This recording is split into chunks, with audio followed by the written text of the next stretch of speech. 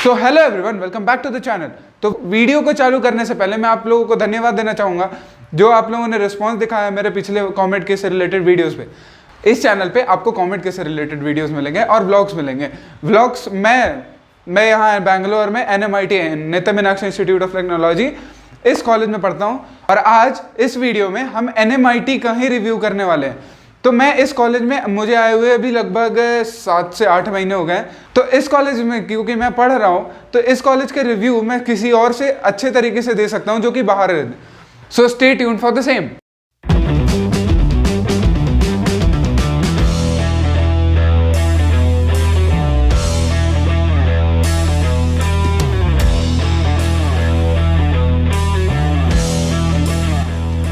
तो फर्स्ट हम बात करते हैं कि हम इसके किस टॉपिक के बारे में इस रिव्यू में बात कर रहे होंगे। तो कॉलेज में हम लोग को क्या क्या देखना होता है। एस्टैब्लिशमेंट पहला, दूसरा कि कितने सारे बैचेस इससे निकल चुके हैं, दूसरा फिर एरिया, कैंपस कैसा है, कौन कौन से स्पोर्ट्स खेले जाते हैं, फिर कौन कौन से कोर्सेज यहाँ ऑफर होते हैं, क्लब्स का क्या सीन है, स्ट्रक्चर क्या है, हॉस्टल फैसिलिटी क्या है, हॉस्टल का मेस का फूड क्या है और बाहर पीजी के अवेलेबिलिटी है या नहीं है। इन सारे चीज़ों को हम ध्यान में रख के इस वीडियो को बना रहे हैं। तो सबसे पहले बात करते हैं NMIT नेता मीनाक्षी इंस्टीट्यूट ऑफ टेक्नोलॉजी। तो ये कॉलेज एस्टैब्लिश हुआ था 2000 में। तो बेसिकली अगर आप देखें तो 2022 आ चुका है। इस हिसाब से अगर हम जाने तो लगभग 18 बैचेस पास आउट हो चुके हैं। तो 18 बैचेस पास आउट होने का मतलब एक अच्छा एल्यूमिनाई नेटवर्क है इनका। तो फिर एरिया पे आते हैं। कॉलेज का एरिया 23 एकर्स का है, बहुत ज़्यादा बड़ा। नॉर्थ इंडियन कॉलेज से कंपेयर मत कीजिएगा, इधर के कॉलेजेस का एरिया इतना ही अप्रॉक्स रहता है। नॉर्थ इंडियन का कॉलेजेस बहुत ज़्यादा बड़े होते हैं, उतना एक्सपेक्ट आप यहाँ नहीं कर सकते। तो अब आते हैं कैंपस के बारे में। कैंपस जो है हमारा बहुत ज़्यादा ग्रीनरी है। एक आपका मंकी पार्क है जहाँ पर मंकी बहुत ज़्यादा आते तो इसलिए उसका नाम मंकी पार्क रख दिया गया है। ग्रीनरी आपको मिल जाएगा कैंपस में।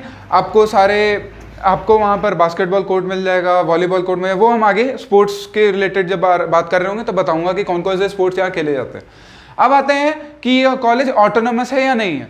तो बैंगलोर में जितने भी कॉलेजेस हैं बेसिकली वो ज़्यादा से ज़्यादा colleges VTU Visvesvaraya technical university जो है उससे एफिलिएटेड होते हैं। तो VTU से एफिलिएटेड दो तरीके के कॉलेजेस होते हैं, एक होते हैं ऑटोनोमस, एक होते हैं नॉन ऑटोनोमस। तो ऑटोनोमस कॉलेजेस में हर साल कोर्सेज अपडेट होते हैं और नॉन ऑटोनोमस कॉलेजेस को कंपेयर करें तो VTU जो सिलेबस फिक्स करती है, नॉन ऑटोनोमस कॉलेजेस उन्हीं भी सिलेबस को फॉलो करते रहते हैं और VTU बहुत जल्दी अपना सिलेबस चेंज नहीं करती। तो it's more better to take admission in autonomous college rather than to take in non autonomous college. तो हॉस्टल फैसिलिटीज़ के बारे में अब आगे हम बात करते हैं। हॉस्टल फैसिलिटीज़ में हमारे कॉलेजेस में 4 बॉयज़ हॉस्टल और 2 गर्ल्स हॉस्टल है। फी स्ट्रक्चर के बारे में बात की जाए तो हॉस्टल का पर ईयर चार्ज है 70,000 और फर्स्ट टाइम जब आप यहाँ कॉलेजेस में आइएगा तो आपको 15,000 एज अ डिपॉजिट देना होता है, जो कि लोग कहते हैं कि वापस हो जाएगा। दैट आई डोंट नो, मैंने किसी सीनियर से भी पूछा नहीं है, मिल जाता होगा यार, कॉलेजेस ही हैं, ठीक है। फिर आते हैं आपका मेस का चार्ज अलग होता है, अप्रॉक्स 2.5K, ज़्यादा से ज़्यादा 2.5K पर मंथ आप लेके चलिए। मेस का फूड ओके होता है, मतलब नॉर्थ इंडियन फूड आपको उधर मिल जाएगा।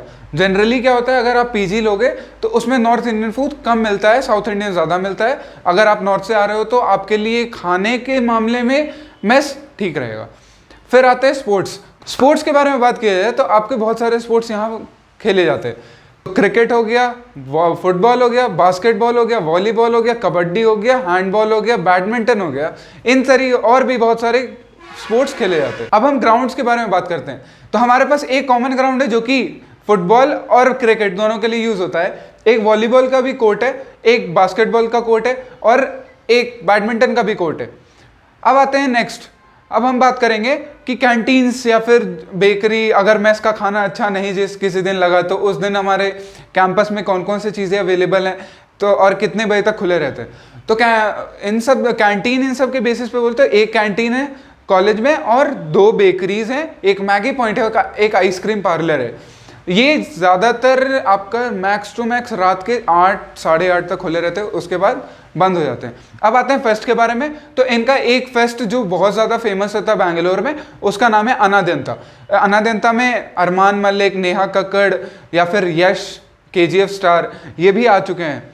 अब आते हैं कोर्सेज, जो कि मेन इंपॉर्टेंट चीज़ है। पढ़ाई करने आ रहे कॉलेज में, मस्ती नहीं। मस्त जोक मारा रे, ये हंस रे हलकट हंस। तो कोर्सेज के बारे में बात करते हैं। कोर्सेज में हमारा हो गया AIDS, यहाँ पिछले साल में शुरू हुआ है। AI&ML शुरू हुआ है। CSE, ISC, ECE, EEE, mechanical, aeronautical, civil, ये सारे ब्रांचेस इधर पढ़ाए जाते हैं। इनका कट ऑफ के बारे में मैंने एक और वीडियो में बात किया था, उस वीडियो को आप जाके जरूर देखें, डिस्क्रिप्शन बॉक्स में उसका लिंक होगा। अब आते हैं हम लोग फीस स्ट्रक्चर के बारे में कि कॉलेज का फीस क्या है। तो कॉलेज में एडमिशन लेने के आपके 3 तरीके हैं। एक हो गया कॉमेट के, दूसरा हो गया KCET और तीसरा हो गया मैनेजमेंट कोटा। KCET क्या होता है? KCET सिर्फ एक ऐसा एग्जाम है जो कि सिर्फ कर्नाटका वाले बच्चों के लिए होता है। कॉमेट के ऑल ओवर इंडिया के बच्चे दे सकते हैं, उसमें कर्नाटका के बच्चे भी दे सकते हैं। और थर्ड हो गया मैनेजमेंट कोटा।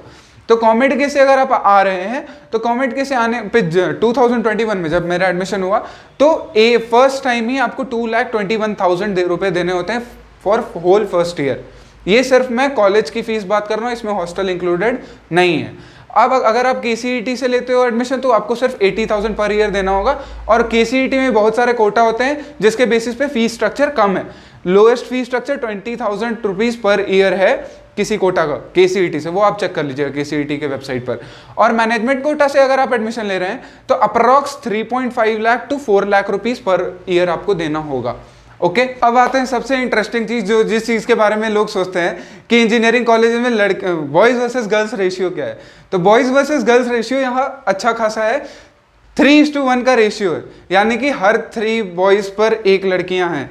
ये इंजीनियरिंग कॉलेज में बहुत ज़्यादा होता है, इतनी लड़कियां, मतलब बॉयज और वर्सेस गर्ल्स रेशियो इतने ज़्यादा इंजीनियरिंग कॉलेज में नहीं पाए जाते।